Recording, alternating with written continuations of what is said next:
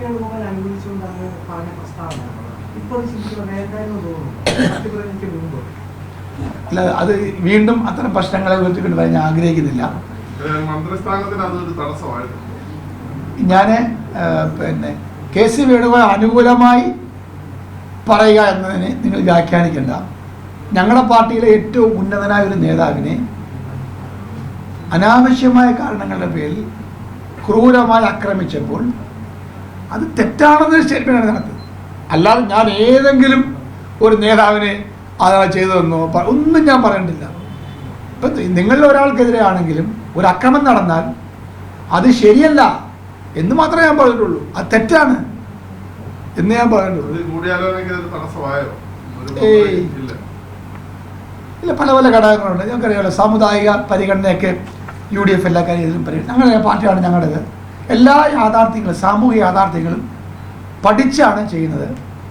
അതുകൊണ്ട് അക്കാര്യത്തിലൊക്കെ നല്ല തീരുമാനം തന്നെയാണ് എടുത്തിട്ടുള്ളത്. ജില്ലയ്ക്ക് അതുകൊണ്ടൊരു മന്ത്രി ഇല്ലാതെ പോയി എന്നുള്ളത് സത്യമാണെങ്കിലും UDF നേതൃത്വം എടുത്ത തീരുമാനങ്ങൾ എല്ലാ ഘടകങ്ങളും എല്ലാ ഫാക്ട്സും പരിശോധിച്ചെടുത്ത തീരുമാനമാണ്. ഒരിക്കലും അവരെ കുറ്റപ്പെടുത്താൻ കഴിയില്ല. പക്ഷേ ആഗ്രഹം ജില്ലയ്ക്കുണ്ട്. എനിക്ക് വ്യക്തിപരമായി മന്ത്രിയാകണം എന്ന് ഒരു ദുരാഗ്രഹവും ഞാൻ മനസ്സിൽ വെച്ച് സൂക്ഷിക്കുന്ന ആളല്ല. പക്ഷെ അവസരം വന്നാൽ സ്വാഭാവികമായിട്ടും നമുക്ക് അർഹത ഉണ്ടെങ്കിൽ ലഭിക്കുന്നത് സ്വീകാര്യമാണ് എന്ന് കരുതി മന്ത്രിയാകണമെന്ന് കേരളത്തിലെ ഒരു നേതാവിനോടും മന്ത്രിയാകണം എന്ന് ഞാൻ ആവശ്യപ്പെട്ടിട്ടേ ഇല്ല. ഏത് നേതാവിനോടെങ്കിലും അത് പറയാം. ഒരാളോട് പോലും ഞാൻ മന്ത്രിയാണെന്ന് ആവശ്യപ്പെട്ടിട്ടില്ല. അങ്ങനെ ഞാൻ ജീവിതത്തിൽ ഇതുവരെ, നിങ്ങൾ എന്നെ മനസ്സിലാക്കാൻ വേണ്ടി ഞാൻ പറയാണ്, ഒരു സ്ഥാനത്തിന് വേണ്ടി ഞാൻ ഒരു നേതാവിൻ്റെയും പിന്നാലെ പോയിട്ടില്ല. ഇനിയുള്ള ശിഷ്ടകാലവും അങ്ങനെ തന്നെയായിരിക്കും. അതുകൊണ്ട് എനിക്ക് പല അവസരങ്ങൾ നഷ്ടപ്പെട്ടിട്ടുണ്ട്. അതിൽ കുറ്റബോധവുമില്ല, നഷ്ടബോധവുമില്ല. പക്ഷേ എനിക്ക് ഇപ്പം കിട്ടിയിട്ടുള്ള സ്ഥാനം തന്നെ ഏറ്റവും വലിയ അംഗീകാരമാണ്. ഈ ജില്ലയിൽ ജനിച്ചു വളർന്ന ഒരു കോൺഗ്രസ് പ്രവർത്തകന് കിട്ടാവുന്ന ഏറ്റവും പരമാവധി അംഗീകാരമാണ്. എന്നെക്കാൾ അർഹതയുണ്ട് എത്ര പേര് ഈ ജില്ലയിലുണ്ട്, എത്ര സീനിയേഴ്സ് അവസരം നഷ്ടപ്പെടാതെ പോയിട്ടുണ്ട്.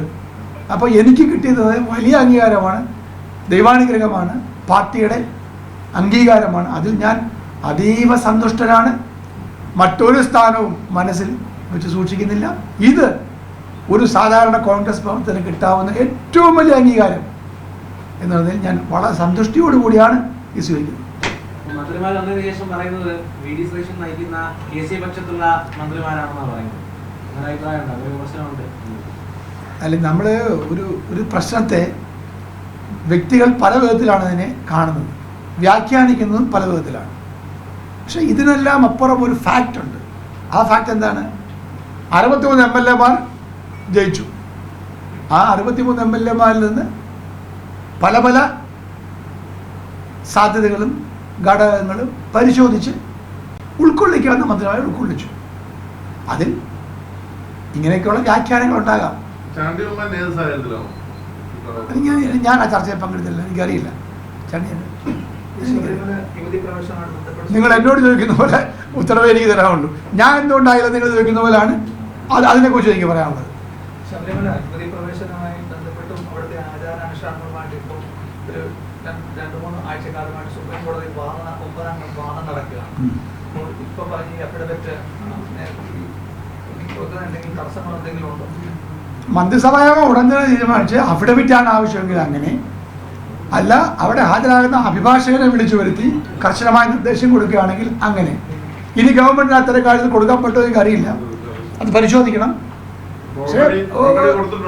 അവിടെ ഒരു കൊടുത്തിട്ടുണ്ട്. പക്ഷെ അതൊക്കെ വേഗമായിട്ട് കൊടുത്തേക്കുന്നത് വ്യക്തമായ അവിടെ കൊടുക്കണം. വ്യക്തമായ നിലപാട് ഗവൺമെന്റ് സ്വീകരിക്കണം. വ്യക്തമായ നിലപാട്, ഒരു ആശങ്കയ്ക്ക് ഇവിടെ ഇല്ലാതെ